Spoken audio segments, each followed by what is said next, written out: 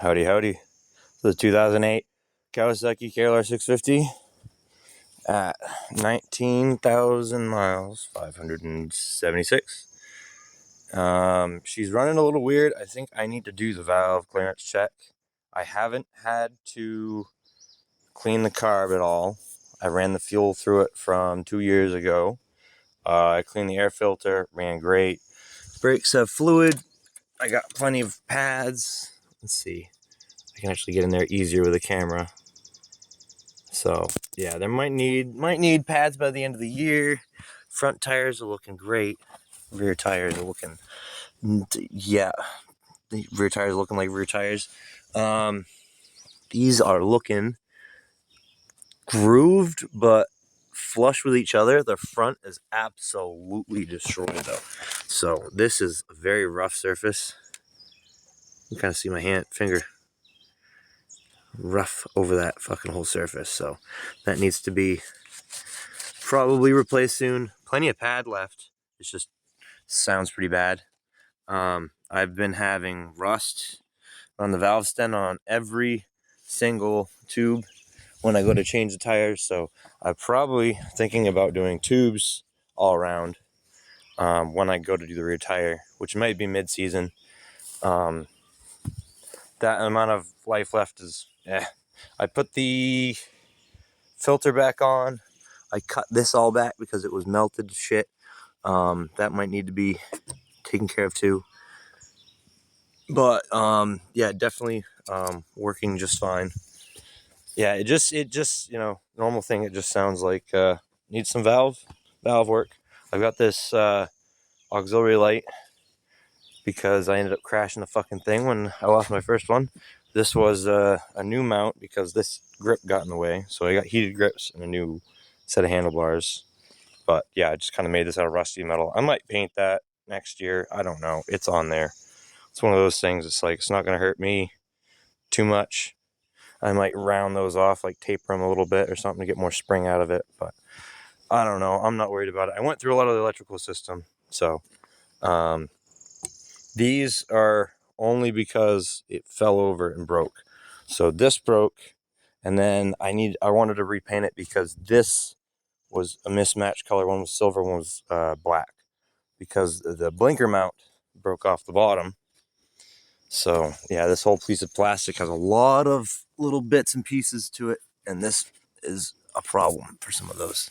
So, is that a screw hole I missed? I think it is. Oh, it'll be fine. But yeah, I tried mounting it there and up there. That light did not want to fit. I caved in and bought the mount that Harbor Freight gave out. So, then I, left some marks on that, but I don't think I damaged it too bad. It's just, scratches that I shouldn't have tried it. Yeah, I'm about to check these. I didn't see anything in here. I mean, it's normal shit in here that came out when I was moving it around. But yeah, not so bad. Just trying to check it out. Looked pretty dark, but I'm gonna take that magnet to the pan. I always like to drain it for a while, but honestly, I probably should have closed that off. It's not hurting much. I got some bugs stuck in there. But, and by the way, this thing will do 100 miles an hour. So let's see what 100 miles an hour was doing to my oil. And I can't see through it.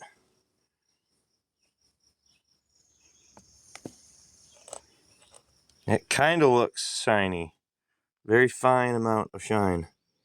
But I don't see a huge amount of... Oh, yeah, that's some metal particles in there. Yeah, she's looking shiny. Isn't that something? That's looking very shiny. Oh, no. It's not steel, though. That's the trick. That's the interesting part. Whoops. Where's my magnet? What's my magnet? Okay, so magnet underneath it. I don't see much. So the trick is there's a normal amount of wear and an abnormal amount of wear. Right? So we're actually gonna put this underneath it. Anything from the side, any motion at all.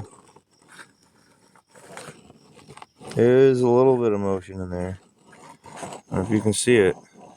It's more reflecting me than anything. You kind of have to see it across the striations of the reflection there. But if I can get a sample of this poured out into a smaller container. Okay, so pour it into a peanut jar. Let's see what happens here. Anything weird? Honestly, no. Alright, so I dumped out a bunch. But again, I see some chunks. It's just hard to tell if it's dirt from what was in there before. Just like knocking off fucking other stuff. Like there is steel in there, but it's extremely fine. And I cannot see any of it being... So I'm dragging that around. So there's a couple things in there catching. But yeah, the only metal dissolved is very fine. I'm not worried about it. Clutch material. Alright, so I found the steel. It's on the drain bolt. Focus. I love how there's actually a camera that can now listen to you and say, oh, you're trying to focus. If I yell at it, it will change. So yeah, there's a before. You just fucking dig right into that. You know what I mean? Hold on. Will this focus at all? Come on. Come on, buddy. You can do it. I believe in you. Don't focus on what's behind it. Focus on what's in it. But yeah, I'm about to wipe it off.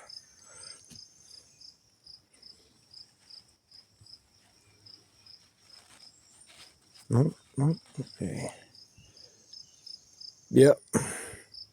So that was, yeah, clutch material is actually kind of a little bit of steel in it. So there's still a little more in there. I don't see any big chunks though. That's the important part. That's just very, very fine particles. Awesome. Okay. Oil's in it. Got a couple reflectors I got to replace because this box tends to cover up the light. Makes it look like you're a bicycle. And if you're up high, you can't see the blinkers. So I just make sure these are here. Because if you can cover up my blinkers with my box, then you are too close. So, but yeah, I'm going to take some alcohol wipes, clean them up, just put them back in the same spot. And then I might do the white reflector. I don't really want to fuck around with that because it looks like cops shit, you know. The moment you put any kind of extra reflectors in there, it messes with it.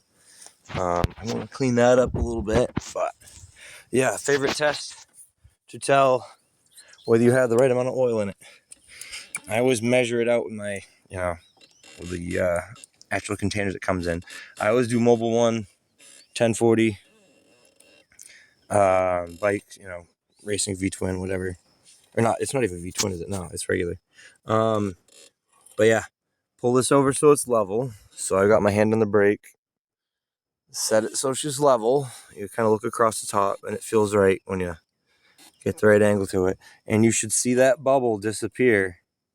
If I can get it in there. So you have it on the kickstand. It's going to have a bubble. It's fine. Now you put it on the kickstand. Take it off the kickstand. Set it level. And you should see that bubble disappear. And most people say you don't want to go over too much. But honestly, I'm not really worried about it. I'd rather have a little extra to avoid the starvation. Yeah, let me turn it on in a sec.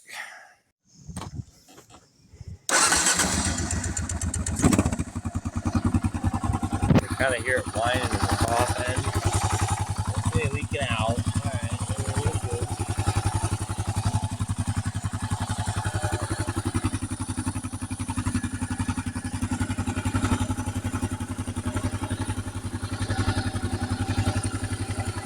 I set the idle a little lower. I actually usually have this up a little higher. Right there. And that's kind of the warm-up area, but you can hear it. At least from my perspective. They're kind of loose in the top end. I adjusted the balancer, so I don't think that's it. The balancer's on the other side.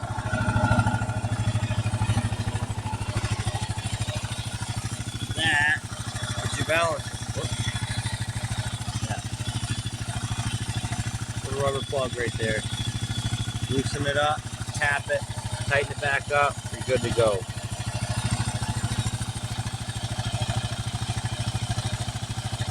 That sounds like it's actually in the balancer on this side. It's kind of loose. And then the chain's been pretty good. Now that's just starting to tighten up once it gets close to touching. It isn't touching though. So, good to go.